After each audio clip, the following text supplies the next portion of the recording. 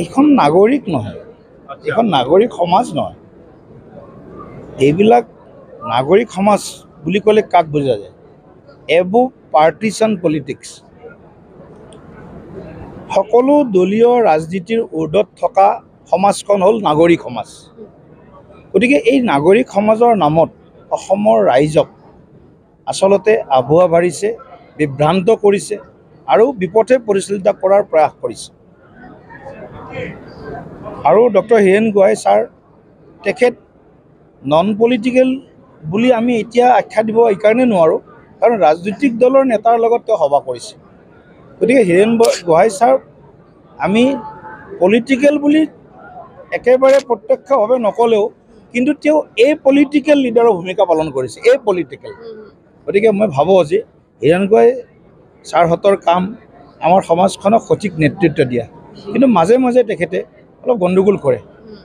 তেখেতে কি গণ্ডগোল কৰে মই আজি নকওঁ, তেখেতে নিজে অকণমান চিন্তা কৰি চোৱাটো ভাল বুলি ভাবোঁ অসমৰ সুৰক্ষিত আৰু বিকশিত ভৱিষ্যতৰ স্বাৰ্থত। এইখন নাগৰিক নহয়, এইখন নাগৰিক সমাজ নহয়। এইবিলাক নাগৰিক সমাজ বুলি ক'লে কাক বুজা যায়? এবো পাৰ্টিচান পলিটিক্স।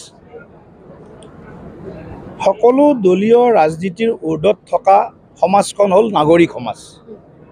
গতিকে এই নাগৰিক সমাজৰ নামত অসমৰ ৰাইজক আচলতে আভুৱা ভাৰিছে, বিভ্ৰান্ত কৰিছে আৰু বিপথে পৰিচালিত কৰাৰ প্ৰয়াস কৰিছে।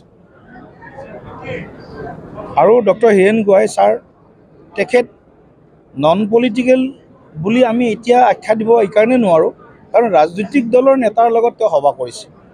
গতিকে হীৰেণ গোহাঁই ছাৰ আমি পলিটিকেল বুলি একেবাৰে প্ৰত্যক্ষভাৱে নক'লেও কিন্তু তেওঁ এই পলিটিকেল লিডাৰৰ ভূমিকা পালন কৰিছে, এই পলিটিকেল। গতিকে মই ভাবোঁ যে হীৰেণ গোহাঁই ছাৰহঁতৰ কাম আমাৰ সমাজখনক সঠিক নেতৃত্ব দিয়া, কিন্তু মাজে মাজে তেখেতে অলপ গণ্ডগোল কৰে। তেখেতে কি গণ্ডগোল কৰে মই আজি নকওঁ, তেখেতে নিজে অকণমান চিন্তা কৰি চোৱাটো ভাল বুলি ভাবোঁ অসমৰ সুৰক্ষিত আৰু বিকশিত ভৱিষ্যতৰ স্বাৰ্থত। আপুনি বিচৰা বাতৰি পাব কেৱল নিউজ 18 এপত। নিউজ 18 এপ ডাউনলোড কৰিবলৈ স্কেন কৰক এই QR কোড। গুগল প্লে ষ্টৰতো পাব এই নিউজ 18 এপ।